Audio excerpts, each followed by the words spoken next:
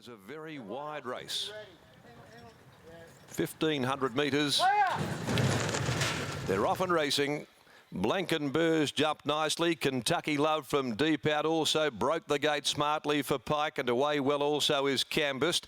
Going up there starting after the break. They settle down in front now as they'd gone about 300 metres to Cambist is going to get back, and Sunol's going to settle down in front of it. So War squeezing up near the rails, a length away Alluring, and then 3/4 Aoka Frost, Wild Galar, Celtic Diva, Delilah back there in the field. Trade Thunder as well when they got going, and Mr. Stickler. Well, Kentucky Love led from its outside gate and had the neck arched right up at the 850. It's Kentucky Love under a tight hold from the Wizard. 3/4 of a length clear of Blankenburge, being followed over on the inside then by Sunol. It's enjoying a sweet trip. So Starden fourth. A length and a half behind them to So War, who's being shaded by Cambist. On its back in turn is Alluring. A half a length away on the rails came Aoka Frost. Celtic Diva further back in company with Wild Galar, nearly 2 lengths. Delilah, Mr. Stickler, and last coming to the home corner, Trade Thunder. On the point of the corner at the 350, he goes for home on Kentucky Love. Races away 2.5 lengths in front from Blankenburge Starden, being followed then by Sunol. Cambist down the outside with Alluring. Passing the 150, it's Kentucky Love, nicely clear. Kentucky Love, 100 to go down the outside. Here comes Cambist with a late run. It'll be too late though. It's going to be all the way for Kentucky Love, and 3 for the day for Pike. Kentucky Love beat Cambist. Alluring, I think, may have grabbed third in front of Starden. Delilah made up good ground late in the race from So War. Trade Thunder from last was a nice effort. Followed by Aoka Frost, the tiring Blankenburge. In behind them then when they'd pulled up is Sunol, and Mr. Stickler further back in the field with Wild Galar. Celtic Diva has pulled up to finish back there last. Number 13, Kentucky Love, burst out of the gates, drew the outside, and the Uncle Mo filly made all haste for the rail. Pike very, very keen to lead on this filly, and she got there without having to expend too much, and then came back underneath him, an absolute treat.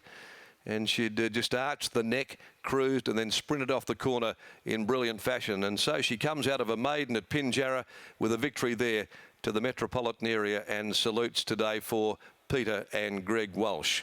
Number 13, Kentucky Love, first home, a length and a half the margin, 1 1/4 second and third in 1:30.78, 35.35 the last 600. Number 12 ran second, Cambist, Stephen Parnham for the Robbie Lockwood stable first up, and 15 Alluring finished in third place. 13, 12, 15, 7 Starden was fourth.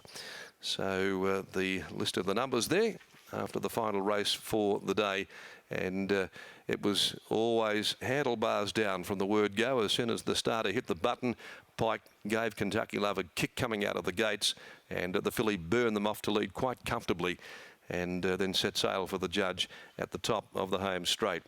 And a nice winner here for the Simon Miller stable today, represented by Kelly Kinnenmont downstairs in the yard, and that's where we're heading now to catch up with Kel. Britt Taylor's down there to bring us home after the last 3 for the day for Pikey. Just another day at the office for the Wizard. Kelly Kinnenmont joins me now. Kentucky Love.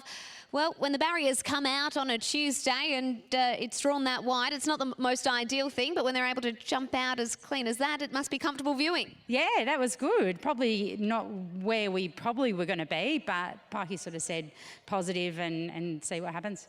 Well, she was able to find the lead relatively comfortably in the end. Is she a horse that's come back better this preparation? Of course, we only saw her once as a 2-year-old, and now she's put together 2 victories. Yeah, I think so. Simon gave her a little freshen up a couple of weeks ago back down at the farm, and she's come back and just sort of settled back into her work nicely, and she did that with ease. Yeah, she certainly did. Well, the stable's going nicely. Well done. Thank you. Kelly Kinnenmont and Kentucky Love. A nice victory there after the maiden at Pinjarra, as Kelly was just saying, gave her a little bit of a freshen up. It had been 42 days between runs, which can always be a question mark for punters, but clearly down at the paddocks of Amelia Park. She's thrived, and no surprise there, Mark, because if I was a horse, that's probably where I'd want to be as well. Pike in the last, $6.20, $2.30 the place.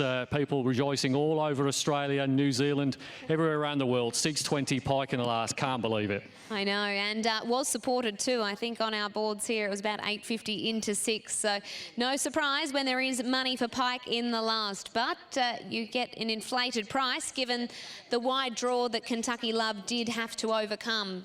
We'll catch up with Willie now.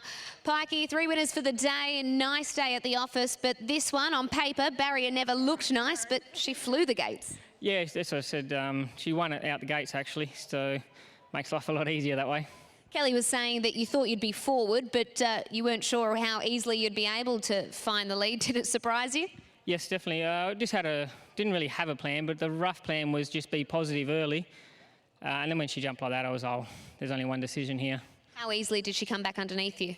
Really well, actually. She's like an Energizer bunny. She's 100 mile an hour underneath you, but in the run, she'd come back under me like on a bit of cotton. She was beautiful. Great description, Energizer Bunny. They can keep going and going and going. Well done. Thank you. William Pike, another great day at the office, and no real surprise there, Mark. It's stock standard, Pikey in the last.